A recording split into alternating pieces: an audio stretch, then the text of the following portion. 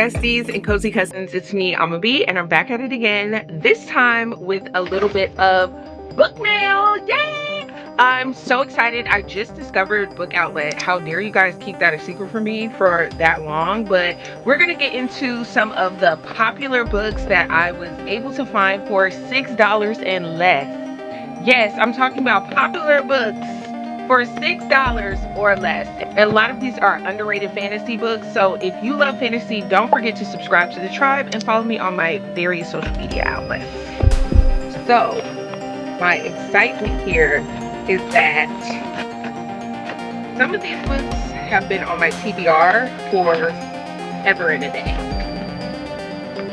I like this little pull tab, but it's making me work for it.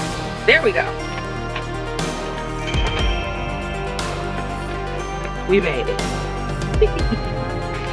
Okay, I got 1, 2, 3, 4, 5, 7 books for a whopping $36. Excuse me?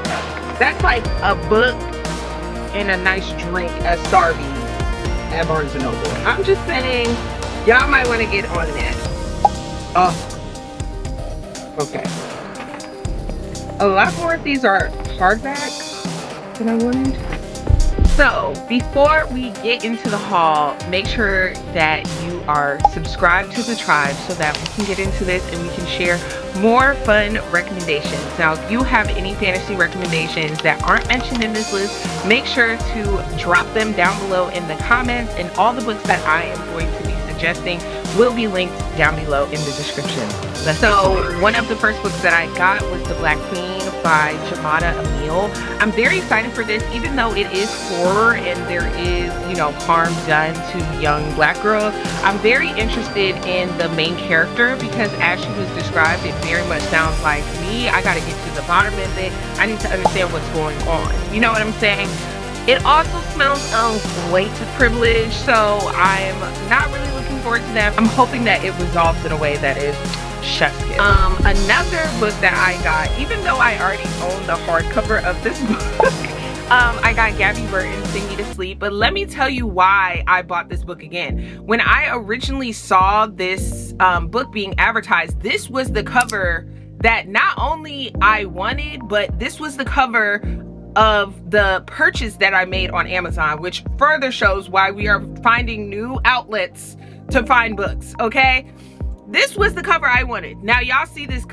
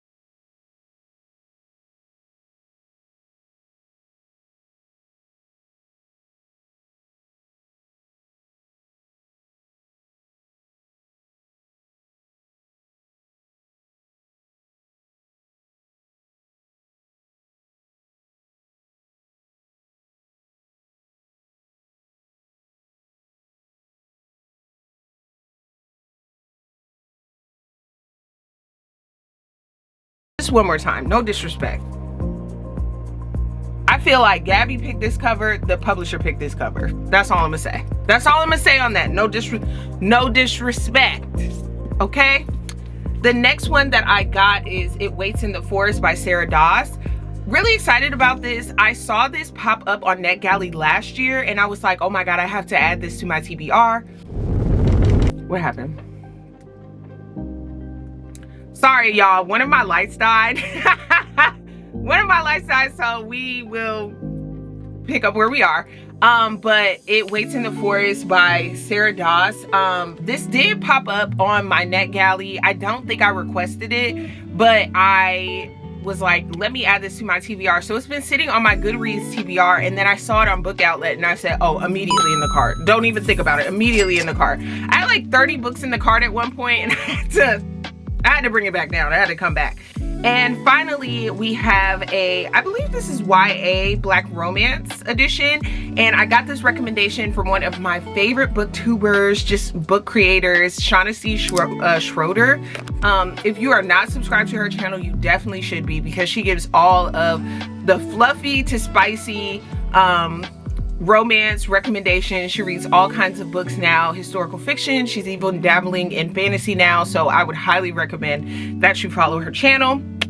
But we have Ebony Leday's Love Radio. Now this is super cute because apparently like he's like super cinnamon rolly, and I haven't really read many books like that. I'm not really big on like enemies to lovers. I've always been way bigger on like friends to lovers, because I don't want no man that's gonna be mean to me. I'm already mean. So I'm very much the black cat in a golden retriever situation. You know what I'm saying? Like, my fiance is a golden retriever and I am a black cat. Like, so a man that is a black cat, girl, we're gonna cat fight. So I'm really excited to read this. It doesn't seem like it's very long.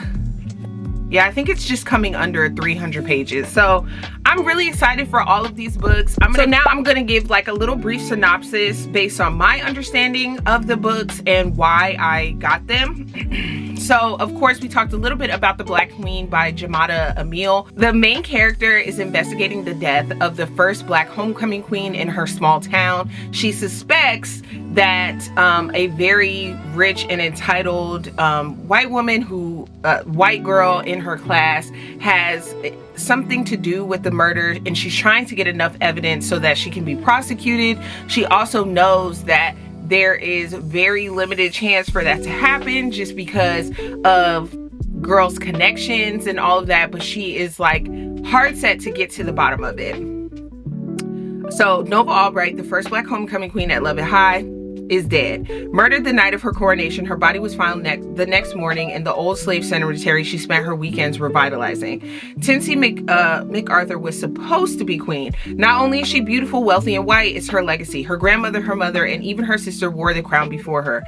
Everyone in Levitt knows that Tinsley would do anything to carry on the MacArthur tradition. No one is more certain of that than Duchess Simmons, Nova's best friend.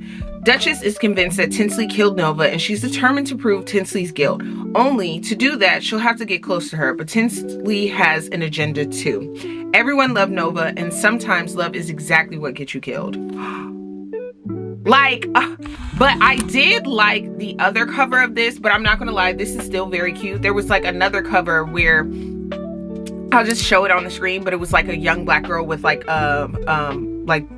blood coming from her head in the crown. So I'm really looking forward to this. I always love when it's, you know, when friends are investigating, because real girlfriends, they're gonna get to the bottom of it. They don't care who's saying what, they're gonna get to the bottom of it. So I'm very excited about this. And it's in Mississippi, anything in the South really. I said New Orleans and Savannah, which I do have a special connection to, but girl, yes.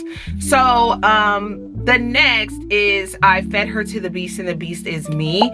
Now I did listen to this, but basically the main character is like the only black ballerina in her like cohort. I don't know exactly what it's called, but she is determined to be the best. She wants to be the absolute best. It definitely gives us Their Vicious Games vibes, but essentially Lorraine has always danced in the cutthroat world of ballet at a disadvantage. Tired of being overlooked, she ventures deep into Paris catacombs where she finds a pulsing blood river that offers her everything she's dreamed of and worked toward, power and awe.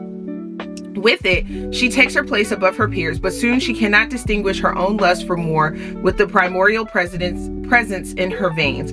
Laurel quickly learns she's not the only monster around, and her vicious desires put a target on her back. As she descends into godhood and the mystifying underworld below, she is faced with the ultimate choice: continue to break herself for the world that doesn't love her back, or succumb to the darkness that wants her exactly as she is, monstrous at heart and all.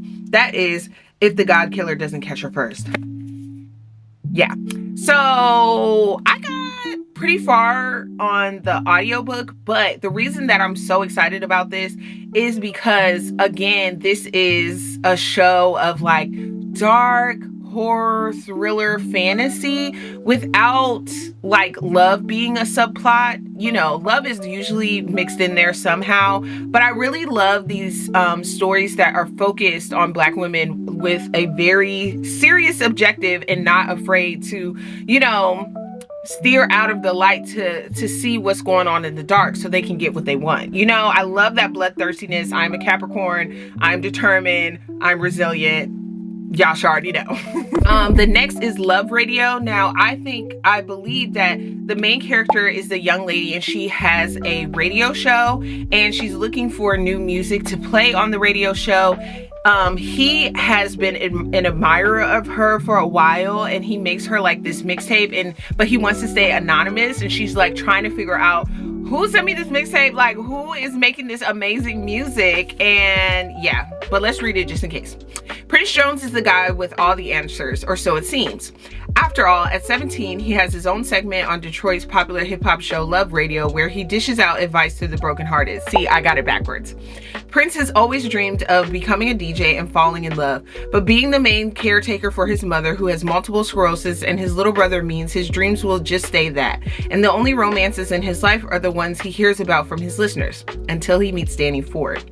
Danny isn't checking for anybody. She's focused on her plan, ace senior year, score a scholarship, and move to New York City to become a famous author. Love her already.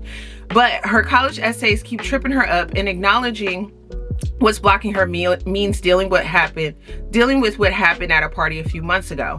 And that's one thing Danny can't do. When the romantic DJ meets the ambitious writer, sparks fly. Prince is smitten, but Danny's not looking to get derailed. She gives Prince just 3 dates to convince her that he's worth falling for. 3 dates for the love expert to take his own advice and just maybe change 2 lives forever. Okay, cuter than I thought, cuter than I pitched, cuter than I pitched. But I'm not gonna lie, the video I saw about this was from last year, so you know, I be making it up, girl. Now, this book, I don't actually know the premise of. It Waits in the Forest by Sarah Dawes. So we're just gonna have to straight up read this. Sorry. How far would you go to get what you desire? Unlike the other residents of the small Caribbean island of St. Virgil, Selena da Silva does not believe in magic. With a logical mind and a knack for botany, Selena used to dream of leaving home with her boyfriend Gabriel and starting a new life together far away, until a vicious, unsolved attack left her father dead and her mother in a coma. 2 years later, her guilt over her mother's condition keeps her tethered to the island, relegated to using her mother's legacy as St. Virgil's most talented and most feared psychic to con desperate islanders and gullible tourists with useless talismans and phony protection rituals. But when one of those tourists ends up at the center of a string of strange murders, the truth that Selena has been denying can no longer be avoided. There's evil lurking in the forests that surround St. Virgil. Another thing that cannot be avoided, Selena's now ex-boyfriend Gabriel, who's returned home for the first time since Selena broke up with him. Desperate to put an end to the killings and claim justice for Selena's parents, these two former lovers must race to find answers. But darkness is no fool, and evil bides its time. As long hidden secrets about Selena's family begin to reveal themselves, Selena knows only one path to the truth remains, and it waits in the forest. Yeah. Sounds like a fantasy thriller with a smidge of romance. Yeah, I know I was just downing romance as a subplot, but honey, I do love a little bit of romantasy. Don't judge me. Now, Sing Me to Sleep is actually, the main character is in like a fantasy world, but sirens have been outlawed. She is a siren, and she's kind of been hiding under this glamour that makes it look like her face has been burned. She still uses her siren powers secretly to go out and men for a little bit of money, and she lives essentially with like found family and another young siren. But when they are once again sweeping through the kingdom looking for them, she and her younger sister is endangered. She decides to take a very dangerous job as the personal bodyguard of one of the royal family, who is the prince. So she's like tiptoeing through this like crazy world, and I don't know, it's really interesting. I'm pretty far along. I have to look in the hardcover for how far I am. Yeah, I'm like 203 pages in of the book, so I'm really excited to finish this up because I'm a little over half and the story is so good. Now it is a bit slow moving, and there are some moments where I'm like, girl, what's going on, what's happening?